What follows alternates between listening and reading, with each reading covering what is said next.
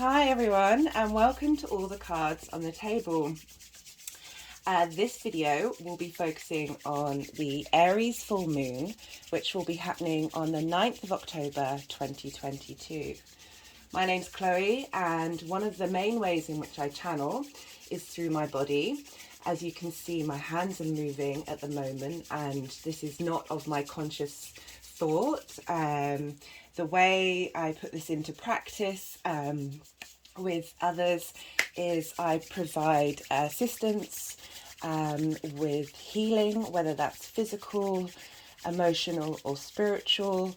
I can do this in person or remotely, and I will often use the tarot or other cards to help clarify and energize the healing process.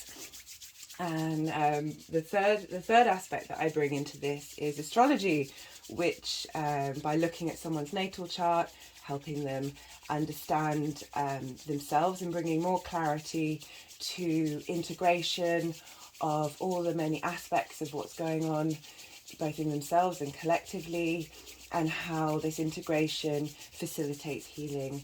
And with a personal knowledge of your natal chart, how you can then take the steps to heal yourself. That's certainly what I've found one of the most useful tools for me during my own personal healing practice.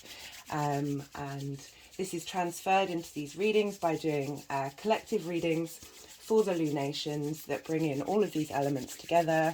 And I hope you enjoy what I'm about to talk about. So we have this Aries full moon, and while the moon is in Aries, the sun is in Libra. And for this lunation, we have a very strong conjunction between the moon and Chiron, and the sun and Venus. We won't see an Aries full moon that has such a connection to Chiron until 2026. I've been looking through the previous full moons in Aries and the ones that follow leading up until when Chiron leaves and moves into Taurus, because I was really struck by the power of this full moon that we're going to experience at the end of the week, and curious to see what the other full moons with Chiron would look like, and whether, you know, this might be a missed opportunity if we don't utilize this energy. But even without the knowledge of that, I feel that these aspects will still come in to an individual's life and help them move forward. But yeah, a little bit of knowledge does help to facilitate and expand on what the energies are doing at the time. So I pulled a few cards. I meant to only pull 2 cards before doing this reading. I'll move my hand out of the way for a second so you can see the layout. I was guided to have certain crystals and place them in certain places. And the cards that I've pulled for the overall message have honed in this aspect that we're going to be dealing with is clearing the neural pathways in our mind to bring in the new. And the way this has come about is by highlighting the energies of the divine feminine, the divine masculine, and also the I don't want to say negative, but lower vibrational aspects of these two characteristics. And when I say divine feminine and divine masculine, these are within all of us. We're not separated by gender, and this feels like this is overly highlighted by the fact that Aries is ruled by the planet Mars, and Libra is ruled by the planet Venus, and traditionally these are believed to be a more of a feminine and masculine energies that affect us in our day-to-day.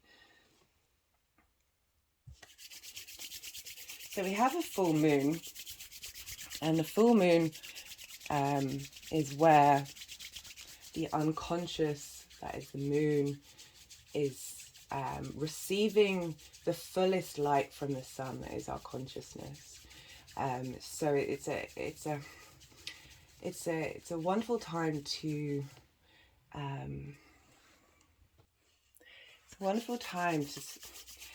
to notice your triggers in general with all full moons.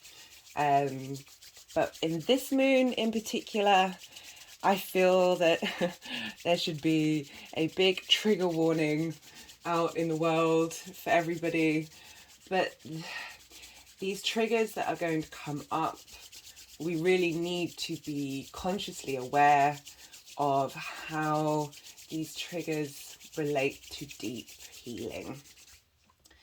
So the cards that I pulled from the Wild Unknown Archetypes deck by Krans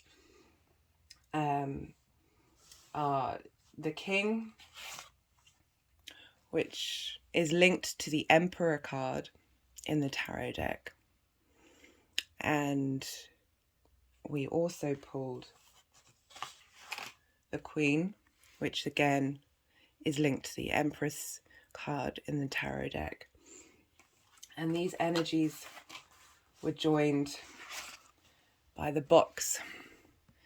And the box is the labyrinth, and how that we have many, many, many layers and mazes within ourselves that we can sometimes get lost in.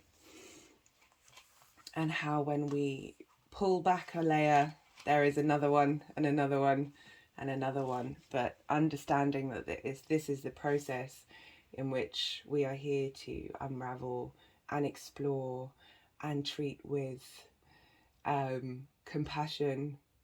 In this moon, I feel like there's more of an element of play involved, where we are not to take too seriously this potentially very combative full moon in Aries.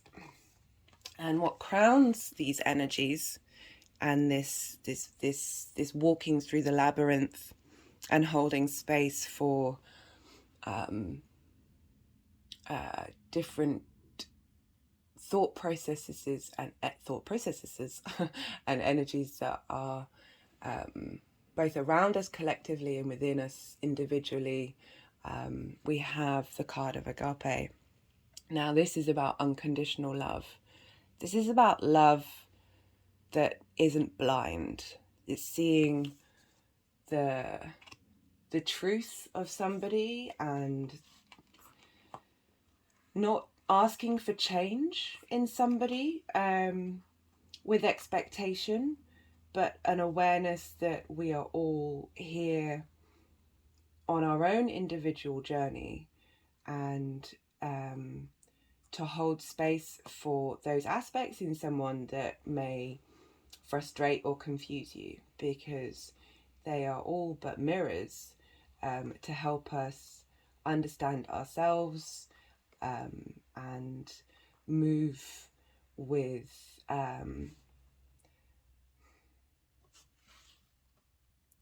apologies, I just had to pause the video as I'd lit some incense because this is a full moon in that is filled with air and fire energy, and incense is a wonderful combination of bringing both of those elements together. But I've been unwell for the first time in a couple of years over the last week or so, and had quite a heavy cough. And the smoke, as much as it was a lovely smell, was tickling at my throat, and I would rather spare you a coughing fit.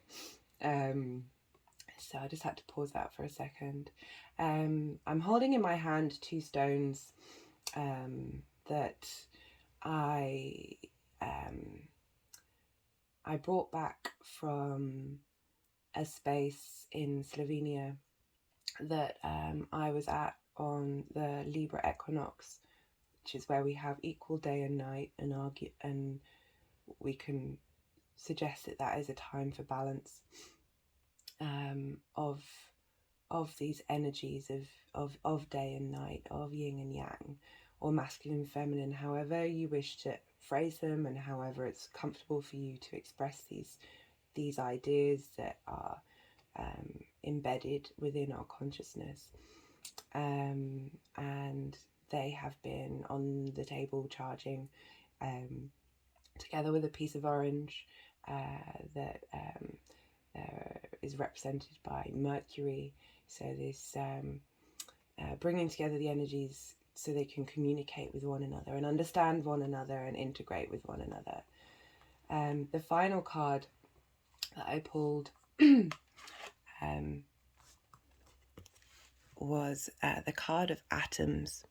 This is from a different deck. This is from the Elemental Oracle. I will list all the decks and the crystals and other information that I might have missed during this reading in, sorry about the ring light, in the description box. So I really recommend you check that out at the end of the video. So this is the card of atoms, which is to highlight that that everything is connected, and yet separate, but not separate at the same time. And these small elements of ourselves that build up the bigger picture.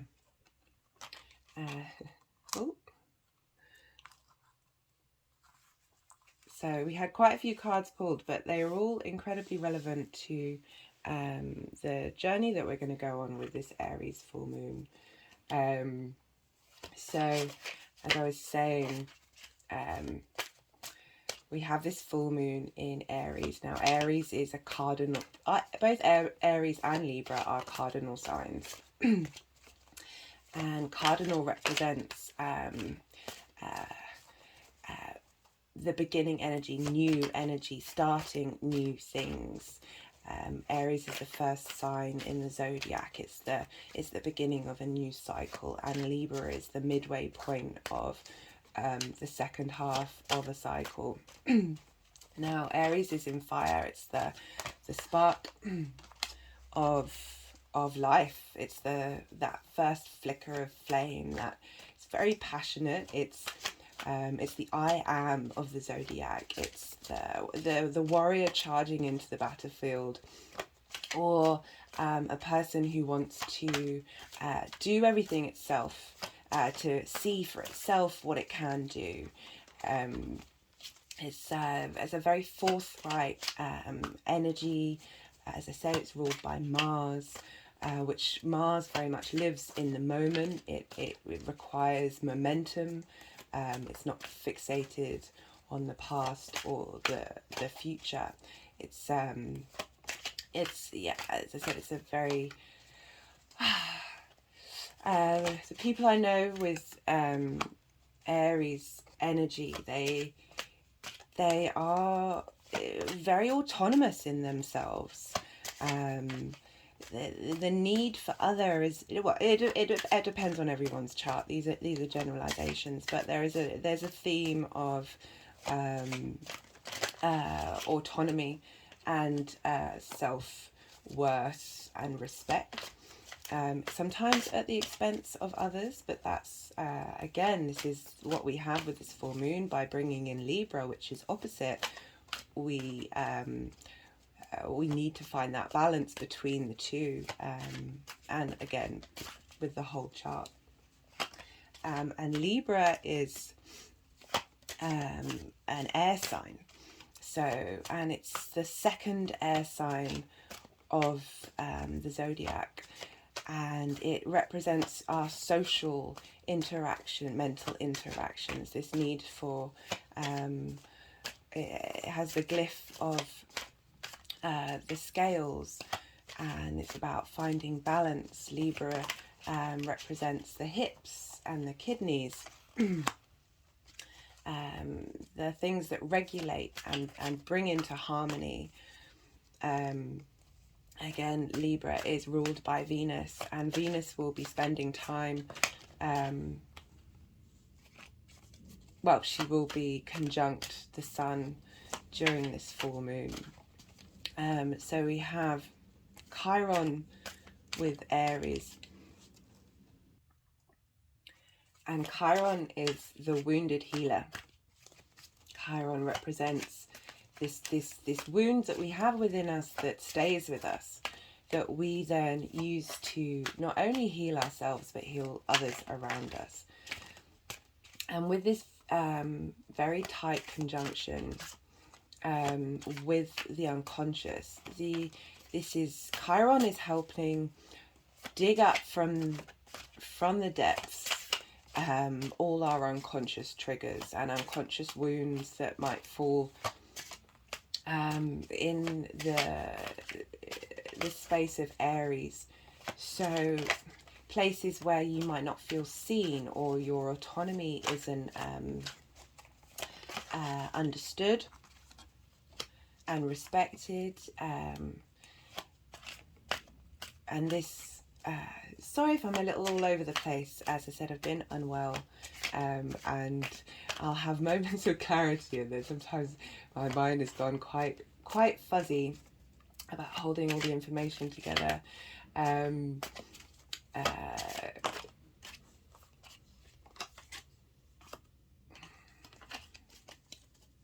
So where was I? So Chiron is really helping the moon dig up these triggers and aspects of our unconscious that has been holding on to these wounds. This may be experienced by not only the triggers that we feel instinctively in ourselves, but the people around us may set us off, and whereas with other full moons like this with Aries, where it's incredibly combative, we are benefited by Venus being conjunct the Sun in Libra. So the Sun is a representation of our conscious mind and our ability to sort of break things down in a logical way, rather than our instinctive emotional side of the unconscious. And Venus will be under the beams of the Sun, so she sort of loses her sense of self and becomes submerged in the Sun. And during this period, she has moved from being a morning star, and it will be a little while before we'll be able to see her again in the sky, when she becomes the evening star. And in some astrological traditions, when she is in this in-between space, she is in the underworld. So she is smoothing the edges of the Aries martial sword that would respond to these triggers in a way that isn't taking understanding of the other, the social. And she is helping us move through whatever triggers come up, because I feel like there's going to be quite a few, but these are all very useful tools. She's going to be facilitating the healing, so we are not so blind to the helpfulness of these triggers, and we're not turning these hurts into resentment and it's somebody else's fault, or it's my past that's at fault. And this is not to say that, I mean, we are often at fault as well in various ways, but having like real love and harmony, this balance that Venus is bringing, in the deep depths of our unconscious to break down old pathways. So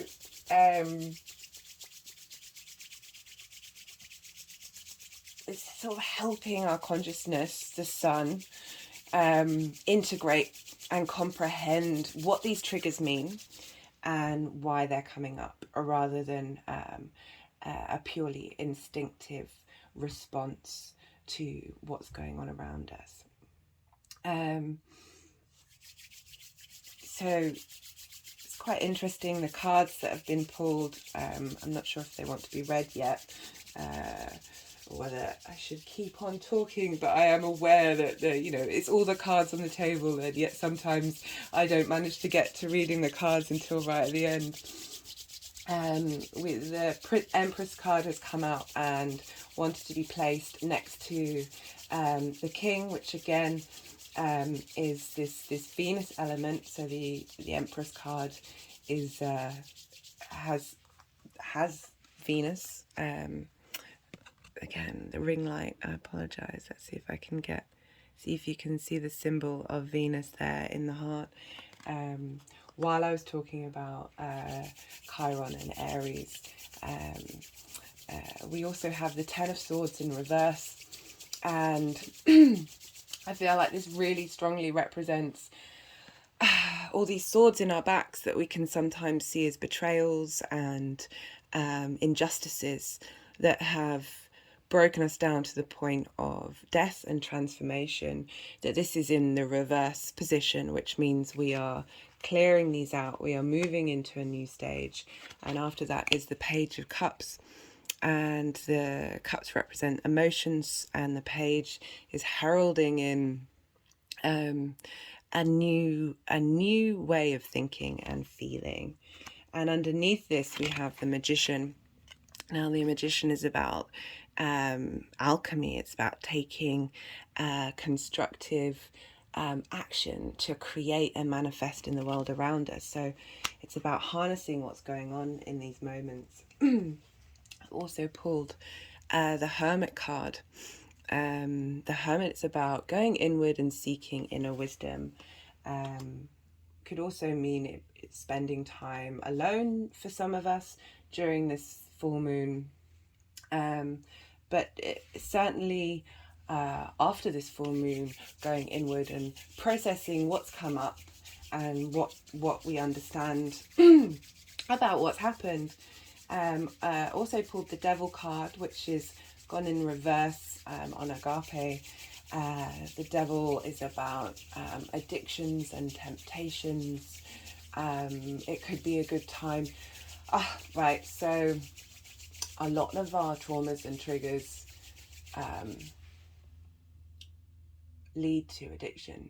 We're all addicted. The human race is addicted. There are some addictions that are frowned upon, and there are others that are not even thought about as in the same way. So there's no shame around the fact that we're an addicted race. It's something that we need to hold space for, and compassion for, and unconditional love for, and help us. So by clearing a lot of these triggers, whereas in the Pisces full moon it was a very dreamy way of interacting with our unconscious, this Aries full moon is just like, right, let's deal with this. Let's I don't want to say burn this to the ground, but certainly light a match and purge or integrate, however you're processing with your shadow and with the shadow of others. I prefer integration, but sometimes there are times when you just need to set things free and surrender and release, and not busy yourself with the journey in between the A and B. You just surrender to the outcome rather than the process. And I feel like this Aries energy so cardinal energy, sorry again if I'm all around the houses, cardinal energy, they're very good at starting things, but not necessarily finishing things through, and I will come back to that, but I want to focus on the fact of starting lots of things. And we will look to where, because Aries is ruled by Mars, and as I've spoken about before, Libra is ruled by Venus, and Venus is currently in that sign. So Venus is getting a boost. Even though she's within the beams of the sun, she's still getting, she's still in a place where she's able to flourish, and bring this balancing act of the objective and the subjective.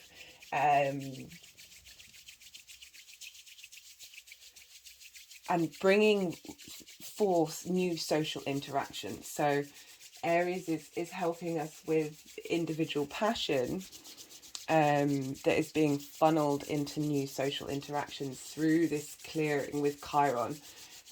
So where was I? Yeah, Aries is ruled by Mars. And where is Mars? Well, Mars is in Gemini, and will be in Gemini for quite some time. And Gemini is another air sign. So we have Libra, which is the social air sign, and Gemini, which is the individual air sign. And Gemini has this this duality, this aspect of discovery, this curiosity. There's a real trickster energy with Gemini, and I often find the point of the trickster energy is to break up the status quo. There's this real fun element, this cheekiness with Gemini, and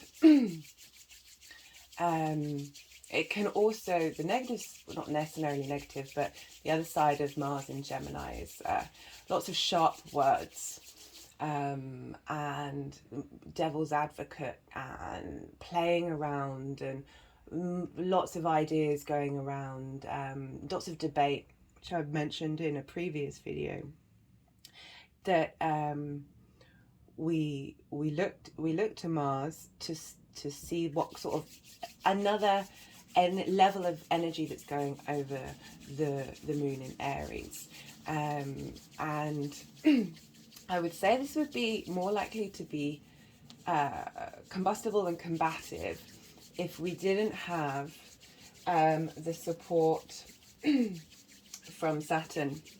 So as well as this full moon, we have a grand air trine that is okay, so as I was saying, grand air trine, the energies moved me to this other card that I pulled from the tarot, which is the Six of Pentacles, which is a gift. Pentacles are the earth sign. They often represent wealth, but that's not just money. It's however you consider things that bring you benefit and wealth in the material world. And that can be all sorts of things, but I feel like, as I was saying, this to do with Saturn, this is a gift from Saturn to help us move through this powerful clearing energy. So a grand trine, we have this grand trine with Mars in Gemini, Saturn in Aquarius, and the Sun in Libra. So the three air elements are all in harmony with one another. The trine aspect is an aspect of Jupiter, which is of abundance and yes, and our Jupiter is also our philosophical our philosophies of life. This could manifest in spirituality, religion, or just how you walk through the world and experience and embody it in the bigger picture. Now, if we didn't have Saturn involved, I'd be a bit concerned, to be honest.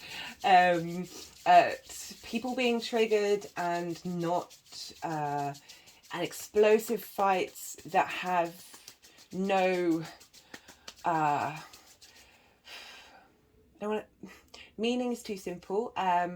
That then just act as a catalyst for more conflict energy rather than a catalyst for healing and love and growth. But because we have this trine with Saturn and the Sun, this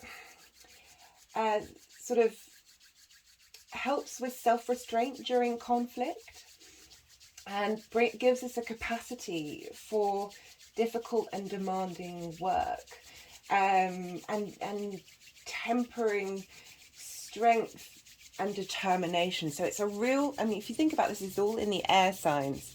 So with, again, the individual, the social and the collective, all in harmony with one another and helping us understand the way we think, understand aspects of ourselves that come up in our mind that we may not have had much clarity about, or even looked at and had any self-awareness about the way that we respond to things and the way that we talk to ourselves and we talk to others.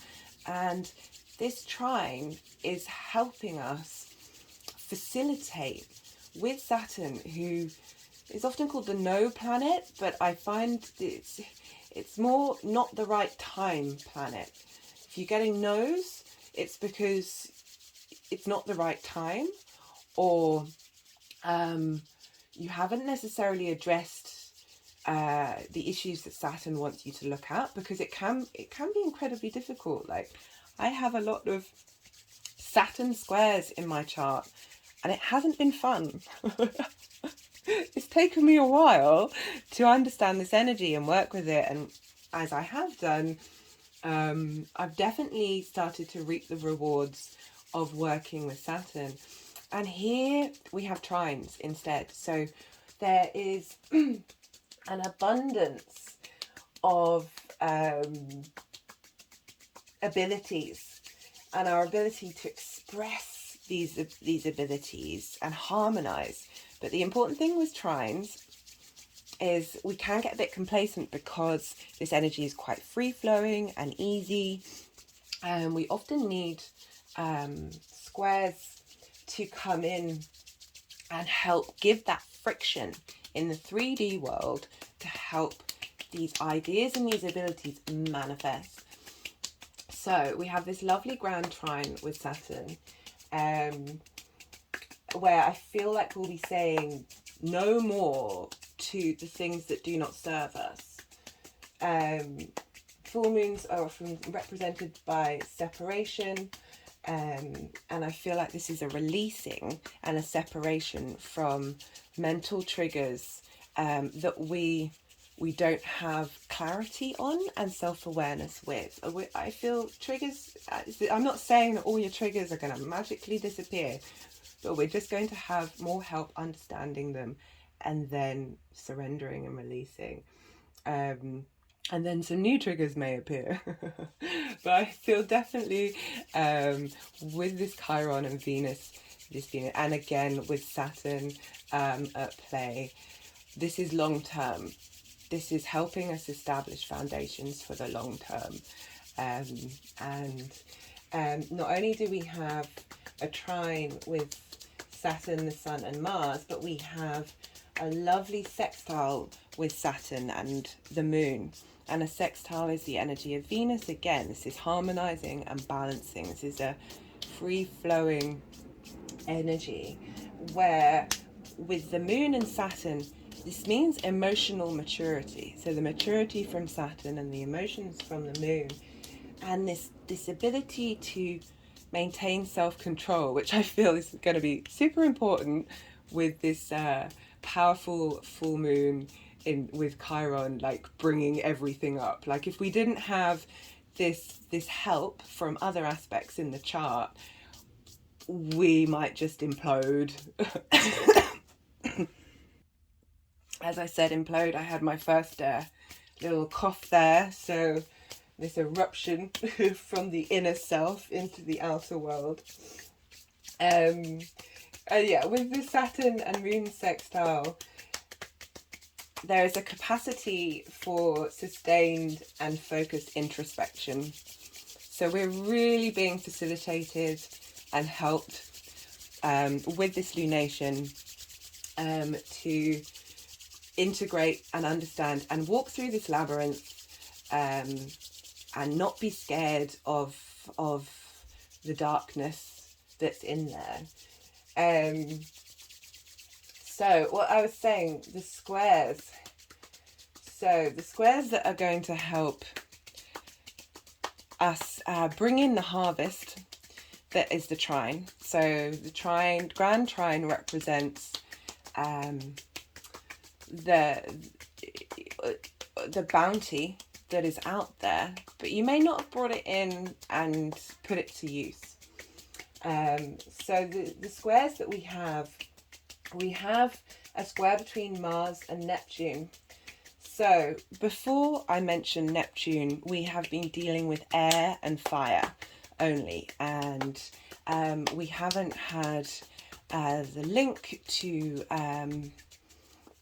water or earth yet, where water represents the emotions and earth is the embodiment of the 3D world. And Neptune is in Pisces, so this is the collective emotional energy that is being brought in by the square with Mars that's in the individual air sign. So we have Pisces, which is ruled by Jupiter, and Gemini, that's ruled by Mercury. Mercury is arguably the small details, and Jupiter is the bigger picture. So Neptune is helping us dissolve these elements of the smallness, the small little details. So going back to the atoms, this perfectly represents the atoms. There's lots of small elements and pieces of ourselves that create the whole. And this square with Neptune can be difficult, can involve illusions and delusions, but it's helping temper Mars, dissolving these triggers that are coming up potentially through Mars in people's actions around you, in that may have caused you to be triggered. And it's tempering Mars with sort of compassionate action by being in Pisces and applying this connectivity, this collective energy to the actions of Mars that are helping us integrate everything together. It might be where emotional dreams, which is Neptune, may be forged in the mental sphere, in the Gemini, which is the individual mind, so your personal mind, the way that you think, and really create some long-term magic with what's happening here. And okay, we're being moved to the devil, and Neptune can link to addictions. Again, it's that delusional state, and I feel this is all sort of helping us navigate those aspects of ourselves and come to release and help move forward. Again, this is assisted by Saturn, which will help through the trine. So Mars is talking to both Saturn and Neptune at the same time. That Saturn's going to be like, okay, here's the delusion, here's the illusion, and break through that potential quite negative aspect of a Neptune square Mars. But also, David Bowie had a Neptune square Mars, this otherworldly, ethereal essence in his actions and what he did. So let's harness that aspect that's here with us. The second square we have between Saturn and Uranus, and this is the final square. I'm sure you've all heard plenty about Saturn and Uranus squares. but this is the final one, and both of them are in retrograde, which means these are we're revisiting what's happened in the previous squares. We're going inward. It's a second chance or a third chance to help us use the stability and tradition of Saturn with this individual maverick Uranian energy that help us collectively. So Saturn is in Aquarius, which is the collective air sign, and Uranus is in Taurus, which is the I feel, the body, the first earth sign. So we're really getting this clearing, these new neural networks in our mind being grounded out in our body, which is the Taurian aspect of of the zodiac. So these squares are crossing the trine. So this is helping us facilitate and bring in the harvest, as I said before. So one of the final aspects I really enjoyed looking into, so we have a T-square between the moon and the sun, and the asteroid Pallas Athene, which is in Cancer. So a T-square is where you have an opposition, and so an opposition, and then you have another aspect here, and the opposition energies are being funneled out into the square aspect point, and helping bring balance to the opposition between the sun and the moon. And as I was reading about Pallas Athena, she represented wisdom and logic in ancient traditions, and she really wants to hone the mind and the body to create a unified tool for clarity and effectiveness. Now that sounds quite cold and brutal for some of you, but this is happening in the house of Cancer, which is the first water sign for emotion and represents our personal emotions. So during this combative time where our emotions might be blown out of proportion, or might not particularly serve us during a full moon like this, we have Pallas helping us use this energy to bring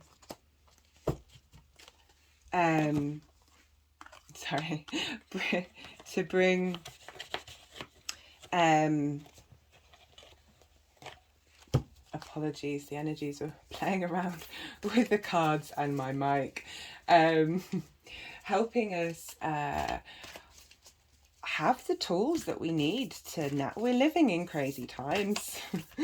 And on top of that, we've got to do our own inner work as well, like the outside world and the inside world. It's all a bit nuts. And so this very logical, sort of self-sufficient Pallas Athena was born out of the head of Jupiter. So she's incredibly self-sufficient, and she sort of represents embodied wisdom. So we're here to use this air energy being transformed into our emotional state. So finally, so because Mars is in Gemini, we need to look to where, and Gemini is ruled by Mercury, we need to look to where Mercury is. Because with Libra, we didn't need to look too far, because Libra is ruled by Venus, and Venus is in the sign of Libra. So looking into these different aspects helps add other layers of the complexity that is astrology. There's a reason why we are not just our sun signs. Anyway, Mercury is in the sign of Virgo, and Mercury has recently gone direct, and Mercury is trining Pluto. Now, at the time of this full moon, Pluto will also have gone direct. So unlike the Pisces full moon, where we had a lot of planets in retrograde, we now have more and more planets being direct, which means there's a straightforwardness about the energy. It's direct. It's direct. So we have Mercury, which is how we communicate. And Mercury was known, had the ability to take souls through the underworld. And it's interesting that during all of this, we have Mercury trining Pluto, and both of them are direct. So they're getting on with their job quickly and with determination, because both of them have just come out of retrograde. So they're going to be that direct energy is going to have more strength to it. So we're being facilitated in so many other ways, because this is two earth signs that are helping us bring this air and fire energy into our day-to-day, into the way we operate in the 3D realm. And the Pluto and Mercury aspect, like, really helps us give insight into emotional causes and motivations. So giving insight into why we do what we do, why we're triggered when we're triggered, why we are who we are, and really helps us bring deep change to this activation. And is happy. Mercury, the way we think and communicate, is really enjoying going into the darkness, and is able to stand and face it, and face the dirt that's being dug up, rather than wanting to hide away. So we pulled the Hermit card earlier, and the Hermit card isn't about hiding. The Hermit card is about internal solitude, to seek out wisdom. So it's not about running away, it's about using that solo space. It's about using that solo space. Sorry, I just had another bit of coughing, to integrate. And yeah, this moon is quite spectacular. We won't have a moon like this involving Chiron in Aries with this much support until 2026. And then it's a very different kettle of fish, because Neptune will be there. I think Saturn's there as well. A lot of outer planets will have moved into Aries and started a new cycle. Not only that, is I very much feel that the more we clear out over this period, and we'll feel the full moon in the lead up and the lead after, is helping us clear out before eclipse season starts in the new moon in Scorpio. Eclipse seasons often see big changes, big endings, and sometimes these things may be a surprise to you, particularly if you might not have been addressing what is needed to be addressed. I don't want to put that on as a point of judgment. I just, from my experience and others, that the more that we do the daily practice of the inner work, the less these big sorry, my throat is just a little fragile from that cough. The less of the heavy transits have an impact on us. And that's going to vary from chart to chart, because some things especially around eclipse season, are unavoidable. But the more we're aware and conscious of these things, I guess the less of the shock that we may receive when things happen, and therefore diminish whatever impact they may have. Yeah, awareness it can be incredibly crucial. So I pulled this card, the conjunction card, and we have two very strong conjunctions during this lunation, and the rotation card. Now I'm going to have to I'll look up what the book says about this, but you can see it very much mimics the box card that I pulled, and with the spider in the middle of its web, and how time is cyclical. Time moves in cycles. And I often find when I think I've moved past something and I've integrated a part of myself, it will show up in a different way. And then we're on the next and the next. So we're in constant rotation. And as I've said in previous videos, I don't think the work is ever done. It's just new levels have different things to tackle.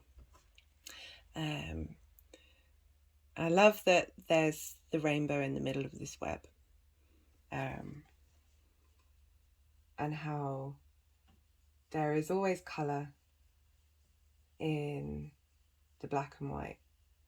We have a constant array of energies helping us, bringing light and peace to what we're doing. So there are some crystals here that wanted to facilitate this reading. Quite a few this week. We have this lovely, beautiful. Oh, there we go. Will it focus? So the grip for my ring light is in the way of the middle of the phone, so I often can't tell if this is in focus or not. So this is Ancestral Light. This deals with ancestral healing, clearing lines of trauma, drama, and ingrained emotions. The phrase for this stone is "It stops now." I thought that was a wonderful summary of what it is that we're working with this energy, because again, these triggers that you may have, maybe collective triggers, ancestral triggers, things that seem beyond who you are, and using Chiron to help us clear out this energy, to help us move forward in everything that's going on, because it is overwhelming, and we need all the help we can get. Another crystal that wanted to help was lapis lazuli, and this helps activate the throat chakra. And during this reading, at one point, I picked it up and put it on my throat while I was having a coughing moment, and I paused. This is a stone of total awareness. It helps us remain objective about the subjective, providing clarity and responsiveness during release of emotional bondage, and helps balancing yin and yang energies. So again, another stone that is summing up, providing tools to help us navigate this full moon energy. this in particular providing clarity and responsiveness during release of emotional bondage. It's interesting how it's being put on the Devil card, and on the traditional tarot, the two figures, the male and female figures, are in chains, but they're chains that they can step out of. So there's this idea that we have the capacity, we are not bound, we have the ability to change. And with the Devil in reverse, that is implying that through the integration of these aspects of ourself and the outside world, we can release a lot of stuck energy that is within us, but we can do so with clarity rather than creating further conflict. I just picked up, as I said that, this piece of rose quartz that came with me to the autumn equinox. It's, even though it's a rose quartz, it's kind of shaped in a cutting manner. Mars is severing, and Venus is connecting. So there's this aspect of Venus helping, utilizing the severing of Mars. So we have the rose quartz, which is very often linked to the heart and operating from the heart space, utilizing this severing, this disconnecting, this changing, this separation. So when we separate from something, we have changed. We are different to what we were before the separation. That whatever separation may happen during this time, it's linked into karmic benefits and karmic timing, that what is meant to leave us now is for long-term benefits. So the okay, I wanted some more cards before I talk about. Okay, we have Jupiter. I forgot to talk about Jupiter. He's probably quite annoyed at me. So Jupiter is in the sign of Aries, but not aspecting directly anything that I've been talking about. However, Jupiter is in the same house, so even without aspects, they're all still in earshot. You know, Jupiter may be in the back garden, while Chiron and the moon are inside the house talking to each other, but his general presence is around. And with this grand trine, the energies of Jupiter of saying yes, yes to new change, yes to the process that we're going to go through to help establish our autonomy as an individual, this Aries aspect, and using Chiron to bring out the triggers that may be linked to the fact when we haven't been seen, or autonomy is being stamped upon. Arguably, with a lot that's going on right now, that's been very prevalent, and finding our inner strength to be seen for ourselves. We can then move forward with strength into the social situations where we might not necessarily require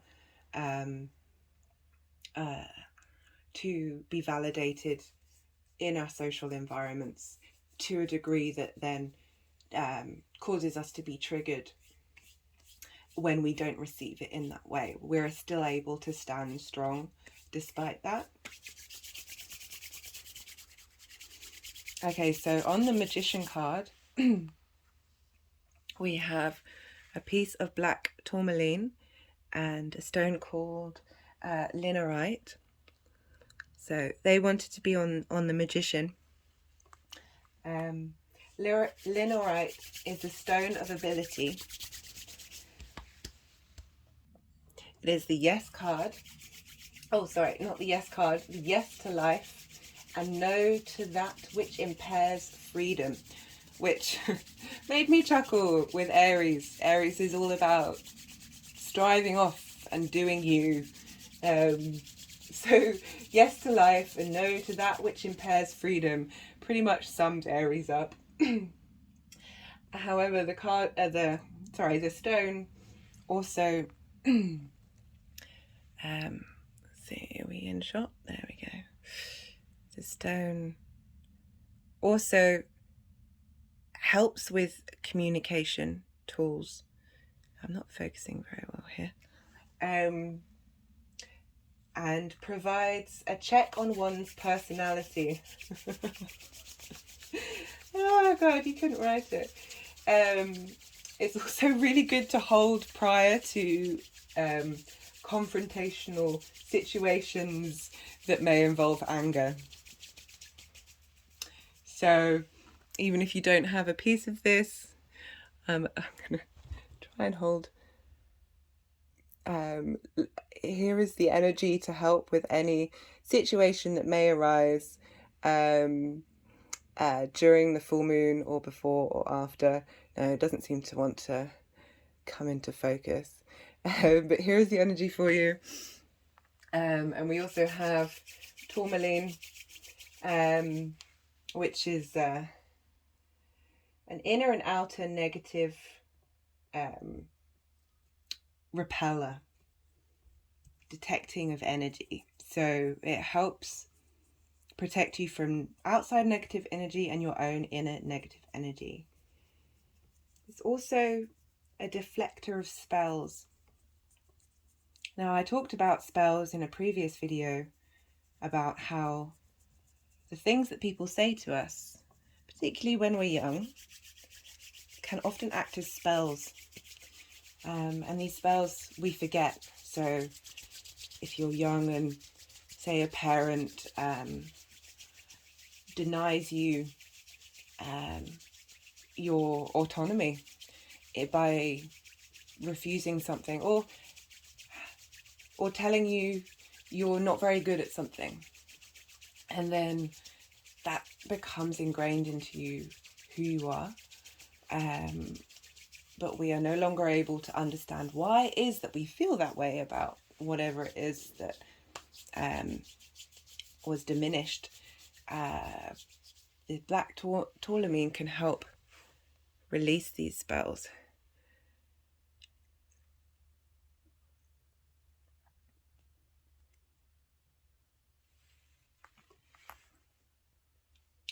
We also had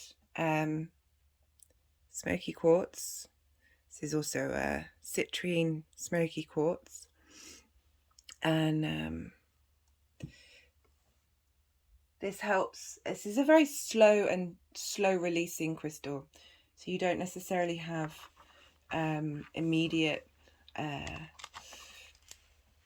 they wanted me to hold up the smoky quartz with the tourmaline and the linerite. So the smoky quartz helps release unwanted baggage. It penetrates and transforms, and it's very grounding.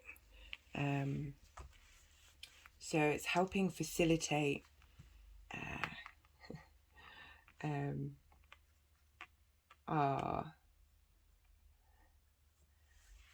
I'm just trying to think of another way of saying stuff that I've said repeatedly throughout this video. I like the word, I like the phrase penetrates and transforms. So because of the slow release, it's the idea of this gentle, subtle energy that is so contradictory to the Aries moon. Perhaps this is more of Venus in Libra, of slowly dissolving the physical response we may receive to triggers. I wonder if anything else wants to come out in this video. Oh yeah, I'd forgotten this. So this is one of the cards that I pulled at the before I started doing the reading, and it's trust. And I shall read the poem out.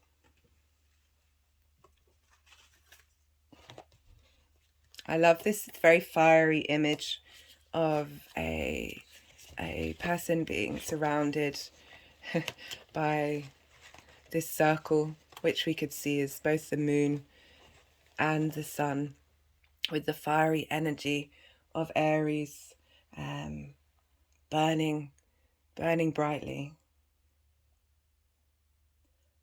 O lovers, rejoice! My beloved has seen me. I don't know how the alchemy of love made me into this, but my tears have turned to laughter, and a mirror is looking upon another mirror. The idol is facing the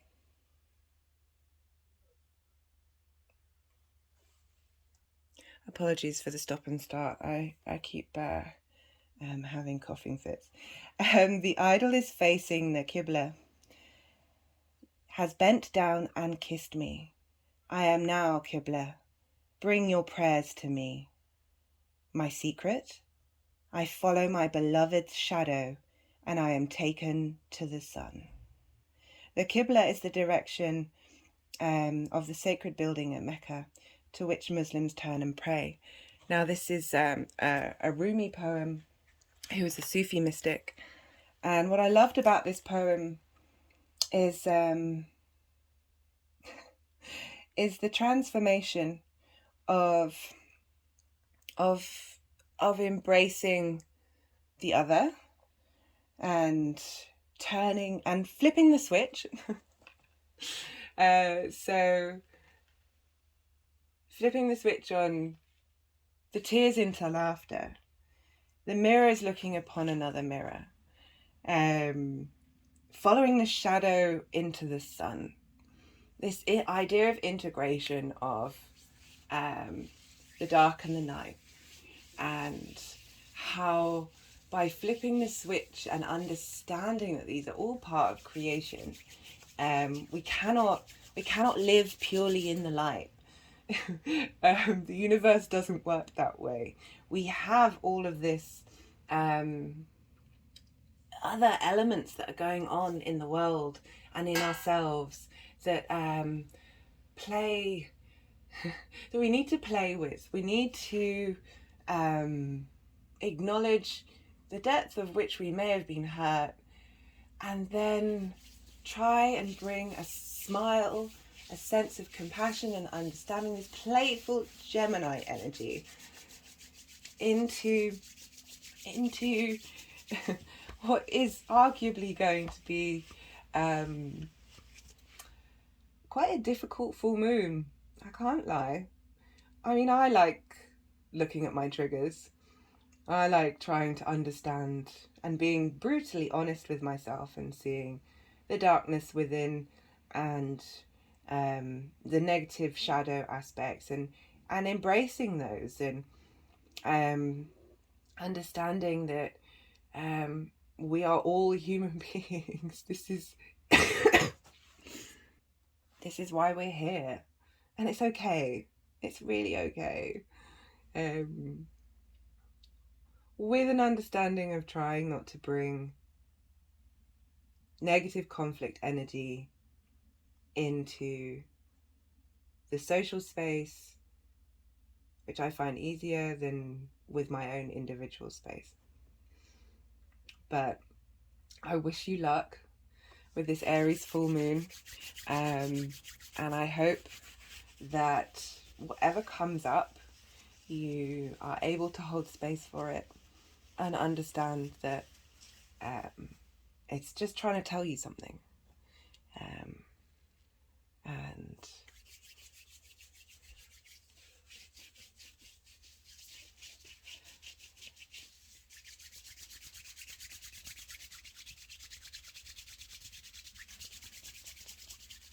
have trust in this situation. I was just trying to find the word there and got a bit distracted by the energies, and then it's just staring right in front of me. I love you all, and apologies for being around the houses and for the stops and starts. I hope it doesn't make the video too disconjointed. And if you resonate with anything in this video, please hit the subscribe button and the notification bell. All likes and comments welcome, and shares. And yeah, sending my love and support, and the love and the support that is come across in this table and in the astrology. Yeah, it's going to be explosive, but the explosions are going to help set us free from our bonds. Yeah, I'll leave it at that. Thank you all so much.